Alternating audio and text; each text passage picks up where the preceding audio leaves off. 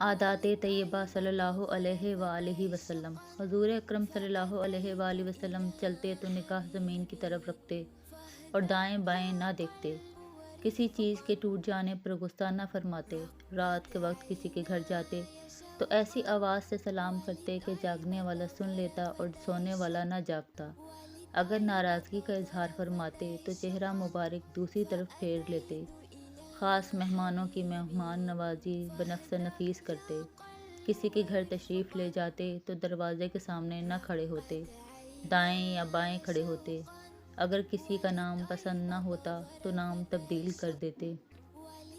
بیمار کی مزاج پرسی کے لیے تشریف لے جاتے، جنازے میں شرکت فرماتے، 3 دن سے قبل قرآن ختم کرتے، نفلی عبادات چھپ چھپ کر کرتے، صحابہ کرام رضی اللہ تعالیٰ عنہم اجمعین سے ملتے تو مصافحہ کرتے اور دعا دیتے۔ جب کھڑے ہوئے غصہ آتا تو بیٹھ جاتے اور بیٹھے ہوئے غصہ آتا تو لیٹ جاتے۔ بچوں کے پاس سے گزرتے تو سلام کرتے، خوشی کے وقت آنکھیں مبارک نیچی کر لیتے۔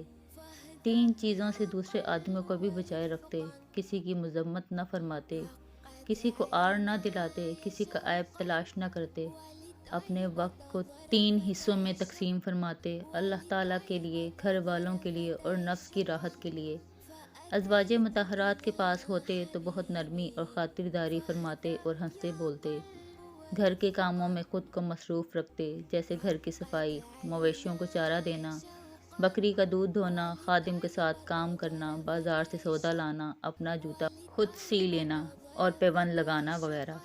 شروع شب میں سوتے اور نصف شب کے شروع میں جاگ جاتے، مسواک کرتے اور وضو فرماتے۔